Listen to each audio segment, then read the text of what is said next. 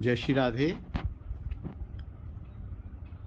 जो नाम या मंत्र, बिल्कुल ठीक बात है, शास्त्रीय है, जो शास्त्र से निकला हुआ है उसका ही जप करना चाहिए। दूसरे कुछ मंत्र ऐसे भी हैं जो वैदिक शास्त्रों में नहीं हैं, जैसे राधा वल्लभ श्री हरिवंश। यह शास्त्र में नहीं है, वैदिक शास्त्रों में, क्योंकि ये अभी 500 वर्ष पहले श्री हरिवंश हिताचार्य महाप्रभु हुए हैं, राधा वल्लभ संप्रदाय के आचार्य हुए हैं, बहुत अच्छे संत हुए हैं। तो उनके बाद उनके अनुयायियों ने ये मंत्र बनाया, जिसमें राधा वल्लभ की अपने उपास्य का नाम आ गया, श्री हरिवंश का आ गया, और आगे है श्री वृंदावन श्री वनचंद्र। ये शायद उनके हरिवंश जी के सुपुत्र हैं या शिष्य हैं, मैं ज़्यादा नहीं जानता।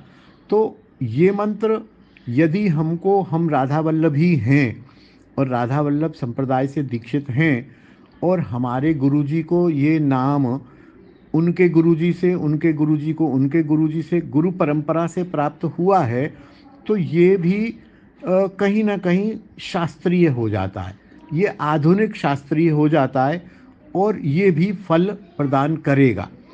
ऐसे ही हरे कृष्ण महामंत्र जो है, ये कली संतरणोपनिषद में नहीं है।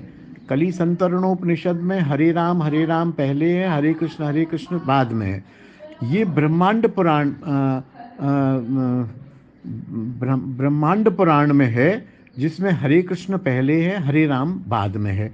पुराण के बाद फिर इस मंत्र का प्रचार श्री चैतन्य महाप्रभु ने किया, चैतन्य महाप्रभु के बाद उसी परंपरा से। तो ये पौराणिक है, ये आधुनिक पौराणिक नहीं है, ये थोड़ा अधिक शक्तिशाली हम इसको मान सकते हैं।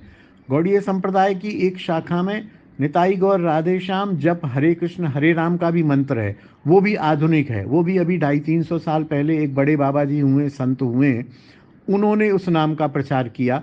तो उनकी परंपरा के जो अनुयायी हैं, वो उस निताई गौर राधे श्याम हरे कृष्ण हरे राम का कीर्तन करते हैं। तो वो भी शक्ति संपन्न है, क्योंकि वो उनके आचार्य ने प्रचारित किया, आचार्य अपनी शक्ति उसमें डाली, तो वो करते हैं। तो उसको भी हम अशास्त्रीय नहीं कह सकते हैं। ऐसे ही श्री कुंज बिहारी श्री हरिदास, ये हरिदास संप्रदाय तटीय स्थान वाले बिहारी जी मंदिर वालों का नाम मंत्र है। तो ये भी हरिदास जी या हरिदास जी के बाद संभवतः किसी ने ये दिया होगा। तो भगवत प्राप्ति तो होती है, भगवत प्राप्ति से पहले गुरुदेव की प्राप्ति होगी। देखिए, आप नाम जब करते हैं, पहली बात तो नाम दीक्षा किसी संत से लेनी चाहिए, अथवा ऐसे व्यक्ति से लेनी चाहिए जो उस नाम को श्रद्धापूर्वक जपता हो। भले ही वो दीक्षित हो न हो, वो नाम आपको दे सकता है। तो नाम आप उससे ले लेंगे तो वो नाम गुरु हो गया आपका। नाम गुरु होने अगर नहीं है, तो आप बिना नाम गुरु के ही लेते रहें, तो एक समय आएगा, उसके पहले आपको नाम गुरु मिलेंगे। नाम गुरु मिलेंगे, नाम गुरु के बाद नाम जपते जपते जपते जपते धीरे धीरे आपको फिर शिक्षा गुरु मिलेंगे, श्रवण गुरु मिलेंगे, और फिर दीक्षा गुरु मिलेंगे। फिर दीक्षा गुरु के बाद जब आप दीक्षा लेंगे, दीक्षा से आपके संबंध को स्मृति दिलाएंगे कि तुम कृष्ण के दास हो, तुम भटक रहे हो, कृष्ण तुम्हारे स्वामी हैं, तुम इनकी उपासना करो, इनके चरणों की प्राप्ति करो।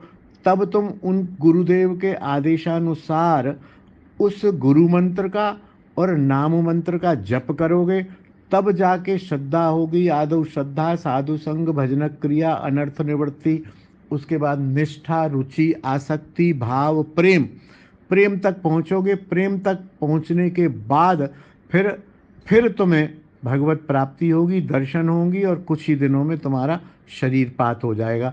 तो भगवत प्राप्ति तो अभी आपके लिए बहुत लंबी चीज़ है, बहुत बड़ी चीज़ है। अभी तो आप नाम कीजिए, दब के कीजिए, अनुशासन सहित कीजिए।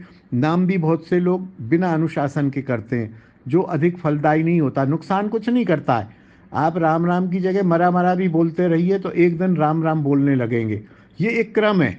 जैसे एक बच्चा ए बनाता है तो वो एक पहाड़ सा बना देता है, लेकिन चलो पहाड़ सा बनाया तो सही, उसने पेन तो पकड़ना सीखा। इसी तरह आप कुछ भी बोलें, कुछ भी कहें, कैसे भी मंत्र, कैसे भी नाम का आप जाप करें, सबसे पहले नामदान वाले गुरुदेव मिलेंगे, और ये इस क्रम से आपको भगवत प्राप्ति होगी, अवश्य होगी, जरूर होगी। डिसिप्लिन जरूर रखें। मैं जो बात कह रहा था, ये नहीं कि किसी दिन तो हमने आधा घंटा कुंज बिहारी श्री हरिदास कर दिया, किसी दिन 2 घंटे कर दिया, 4 दिन तक किया ही नहीं। नहीं, एक डिसिप्लिन होना चाहिए कि मैं सुबह 1 घंटा और शाम को 1 घंटा राधा राधा बोलूँगा, हरे कृष्ण महामंत्र का जप करूँगा, 16 माला करूँगा, या मैं कुंज बिहारी श्री हरिदास बोलूँगा, या मैं दूसरे किसी मंत्र का जप करूँगा।